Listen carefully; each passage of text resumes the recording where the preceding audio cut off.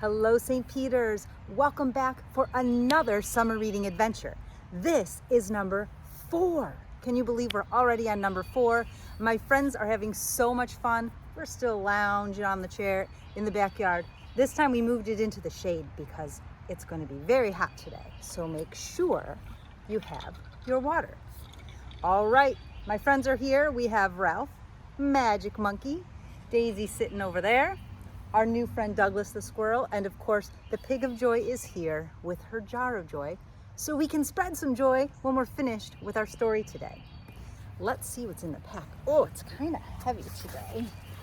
I did add something in here. I put some tape in here because I'm going to show you what we can do after, but I only have this big tape. If you don't have tape, don't worry, because remember we have a glue stick and you can always use that. My book is kind of big today. Did you see that puppy? He's pretty cute. And then before we get started, I want to show you that I have been coloring in some of my illustrations on the book that I read to you that I made I wrote myself on Monday on our third episode, number 3. So here I colored them in. As you can see, once you start coloring in and adding details, it kind of brings the story to life even more. So I still have a few pages to go, but that's okay because remember what I said, stories take some time. Yes, sometimes you can finish them in one day, or you can write a shorter story, but some take a long time, and that's okay. So maybe you didn't even start your story. No problem, it's the summertime. There's no pressure, but you might, after today, get some more inspiration and feel like writing a little bit. So today I have another story about writing. Let me set this here. I'm going to read to you today, and then I have another fun activity in case you already finished your story or you wanted to do something a little bit different, maybe not write a whole story. All right, are you guys ready for your story? I'm ready. Are you ready? Let's get ready for the story. Let's turn up our ears so we're ready to listen. Turn off our mouths so we don't make a sound. Put your hands quietly in your lap. Take a nice big deep breath. And now we're ready for our story. This one is so cute. Look at him. His name is Rocket. This is called Rocket Writes a Story by Tad Hills. Isn't he so cute? And he has this little yellow bird. We'll find out who she is in a minute. Rocket writes a story. Did you ever hear of a dog writing a story? Well, neither have I, but Rocket is a special dog. Here we go. Rocket loved books. He loved to read. He loved to read them to himself or to sit quietly by his teacher, the little yellow bird, as she read them aloud. Rocket even liked the way books smelled. When he opened a new book, it smelled like a place he'd never been to, like a friend he'd never met. The little yellow bird agreed. Books are inspiring. They make me sing. Rocket loved words, too. After snack time, his teacher would say, Rocket, why don't you use that nose of yours to sniff out some new words? And off he'd go.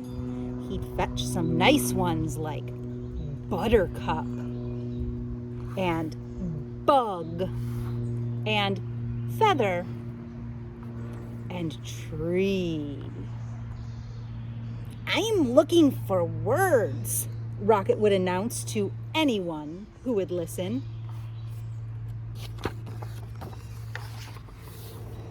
Rocket always brought his words back to the classroom and wrote them down. The little yellow bird would help him spell the tricky ones, and they'd hang them on their word tree. Isn't that cute? Sometimes the bird added her own words to the collection. This one is small, but I promise it'll come in handy, she'd say. Do you know what this word says? Up. That's right, up. We do need some big words and small words to make stories. Magnificent, chirped the little yellow bird once their tree was covered. Now, what shall we do with all these splendid words? Rocket thought all afternoon. Then he had an idea. And look what they did. They drew a little picture with each of the words. Let's look at some of them. So we have egg is there, nest, tree, down here is book, and over here is leaf. There's a lot of words. You could pause it and see how many of these words you know. Rocket found a lot of words, and they all came from his walks outside and in nature. That's pretty cool. Rocket left school that day with a very waggy tail. I'm going to write a story, he declared to Fred and Emma. My story will be an adventure about the great wide world, he told a butterfly. I will use many words, he explained to Mr. Barker. Hello up there, he called as he passed the tree where he'd found the word nest. I'm going to write a story. The next day, Rocket returned to his classroom. It was time to begin. He looked down at the blank page, and the blank page looked up at him. But no story would come. At snack time, Rocket gave up. I don't know what to write, he told his teacher. He's been trying so hard. Don't worry, the little yellow bird replied. One of the hardest parts of writing is coming up with a good story, but it's one of the most fun, too. Perhaps you want to write about something you've seen. A bug? Asked Rocket. Yes, sang the teacher. Stories need good characters. Or what about something that happened to you? Or something you really enjoy. Oh, my favorite, stick, suggested Rocket. Of course, said the bird. Or you could write about something that inspires you. Inspires me? Asked Rocket. Oh, it's something that excites you, the little yellow bird sang. So if it inspires you, it excites you and gets you ready to do something new. So, Rocket took a walk and looked for inspiration. He thought about friends he knew and places he'd been. He stuck his nose high in the air and sniffed the gentle breeze. And there it was, a delightful smell of pines, of pine needles and feathers. Inspiration. For the rest of the morning, he thought about feathers and pine needles and feathers. That afternoon, he started to write. In the evening, Rocket followed the beautiful smell until he found himself at the tree with the nest. Hello again, he called into the branches. Is anyone home? He heard rustling from above, but no one answered. I'm sorry to disturb you, but I must tell you that you smell nice. Very inspiring. May I ask who you are? Still nothing. Perhaps I'll come back in a more convenient time, he said, and he trotted off. Even though it's nighttime. That night, as Rocket watched the stars, he thought about feathers and a nest in a pine tree. He thought about his story and his collection of words.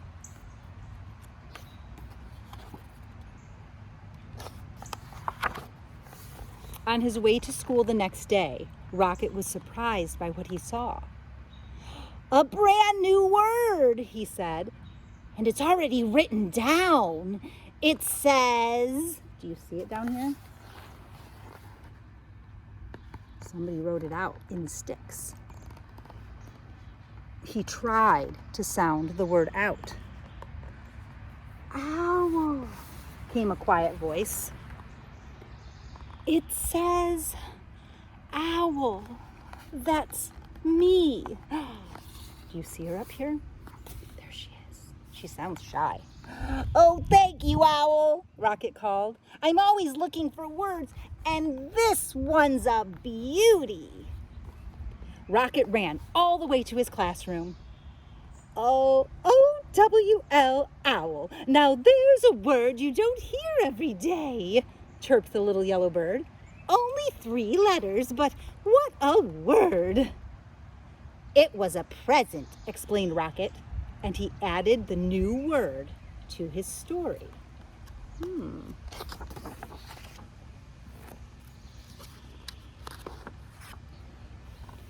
I'm writing a story about you, Rocket announced proudly to the owl the next morning.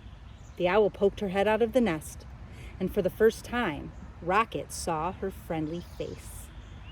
Her big round eyes blinked below feathery tufts. About me? She asked softly. Would you like to come down and hear it? Asked Rocket. Oh, thank you, but I think I'll listen from my nest, the owl answered. So Rocket cleared his throat and began to read. Once there was an owl. She smelled like feathers and pine needles. She lived in a tree. The owl's eyes widened. Is there more? There will be, said Rocket. Each day, Rocket worked on his story. He wrote words down and crossed words out. When things were going well, he wagged his tail. When he didn't know what to write, he growled. Sometimes he drew pictures for the story, or took a walk in the meadow to look for inspiration. The little yellow bird encouraged him. Remember, stories take time, she'd say. She wanted to know more about the owl and asked Rocket questions. Why do you think the owl wouldn't come down? What color is her beak? What does she do every day? Those are some good questions. Rocket wanted to know more about the owl too. He visited her tree often and read her his story, which changed every day. The owl was captivated. So see up here, she's way at the top in her nest. And then he comes back. Oh, and she came down a couple branches. And now she's only 1 branch above. So she's getting a little bit more comfortable until finally, look, she's on the bottom branch. And when Rocket stopped, she would always ask, then what happened? At last came the day when Rocket knew he was finished. What a fine story, chirped the little yellow bird after she'd read it. Rocket ran to the owl's pine tree. It's done, he called. Come listen. And so down and down came the owl till she was right beside Rocket. Then Rocket began to read. He read about an owl with friendly eyes and a beak the color of a buttercup. She lived in a nest high in a tree on the edge of a meadow and smelled like pine needles and feathers. She liked to nap in the daytime and listen to stories. Branch by branch, the owl came down from her nest, Rocket read. She was shy, but she was brave too. Suddenly, Rocket stopped. He wrote something on his paper, and then he began to read again. One day, the owl came all the way to the ground and became my friend. The owl blinked. Can there be one last sentence? She asked. Can you say, and the owl liked the story very much? What a perfect ending, said Rocket. The end. And there's all of his words. Wasn't that special? And in his story, he used the word buttercup that he found, and nest, and owl, and feathers, and tree. all of those words he had used, and he thought so hard how to put them together to make a story for his new friend, Owl. I thought that was a pretty nice story. You guys like that one? Me too. So I was thinking about how he got inspiration, and he walked all around and he looked at things and he smelled the air and he slowed down to see what there was around him. And that's how he came up with a lot of his words. Even just walking to school, that's when he found feather and he found tree just on his way to school. So I thought that we could do something like that. Now, there are a lot of different ways that you can find your words that you would like to use.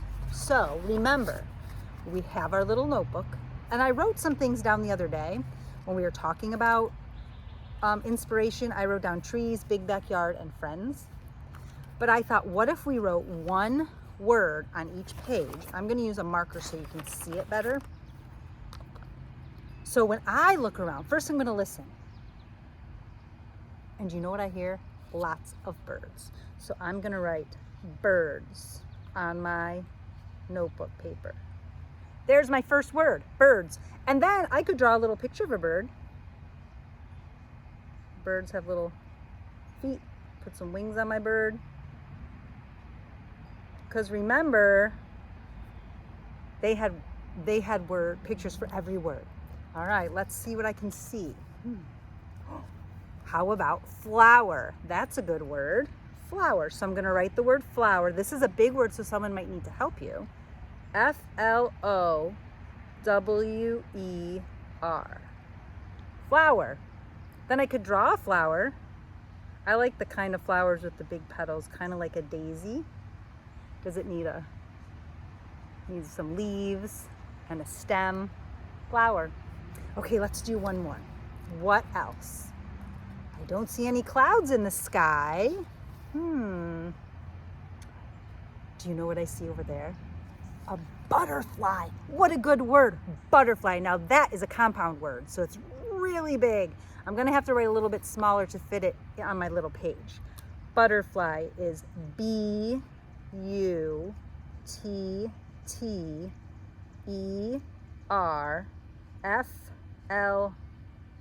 Phew, I fit it in there. Butterfly. And then I'll draw a little picture of a butterfly. Give her some antenna. Their wings are a little more fluttery than a bird. Butterfly. So you could just leave them in your notebook like that if you wanted. Or I thought, wouldn't it be fun if I could display them all in different ways, like they had their tree. Now, if we put our words in the tree, I don't think they would stay very long. And the wind would blow them off, the rain would get them. So there's a couple other ways that I thought of to display them. I thought you could get a paper plate, maybe color it in like the sun, and then put all of your outside words on the sunshine. Wouldn't that be fun? Or if you can find a big piece of paper, I happen to have a really big one, and you have this is why I have my tape. You can either get some sticky notes that will stick right on, like this, or you can write your words on a piece of paper and get your scissors, cut some squares from your regular paper, and then you will be able to tape or use a glue stick to glue them on. So all you have to do is cut a strip like that, and then cut it like 3 times. 1, 2, 3. If you want them to be perfectly the same size, I'll show you how to do that. Cut your strip again, and we'll cut it into 4s. So if you cut your strip all the way up, and you fold your paper in half, just like that, and then you fold it in half again, when you open it up, you have lines on there where you can cut them. So I'm going to cut at these 3 lines, and then my squares will be really close to all the same size. I'm going to cut it on this line, and then I'm going to cut it on this line. Okay? So these can be our word cards. So now, just like I did in my notebook, and I could tear them out of my notebook, but I kind of like them being in there. So So I'm gonna find that marker again, okay? And this time I'll write words like, might as well think of new words, right? We already had other words. We can make leaf, L-E-A-F. Then I can draw a picture of a leaf. There's all different kinds of leaves, so you'll have to look and see what kind of leaf is in your yard. We can write sun, S-U-N. And wouldn't it be fun to put a picture of the sun and your word sun on a sun? I think that would be really cool. So in order to do that, all you have to do is take a yellow marker and color it in. This can actually be kind of fun because you can color so fast. Color as fast as you can. Sometimes you don't get to scribble, so this is kind of like a good scribbling day. Look how fast I did that.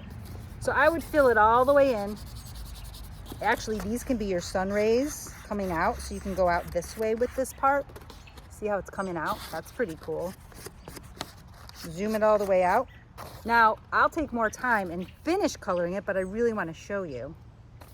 So then you could take a piece of tape, right? And your sun word, and tape it to your sun, right? And you can add leaf in there. So now you'll have your word, your sun words, right? It'll be all full of the nice words that you find in your yard. I think that's pretty neat.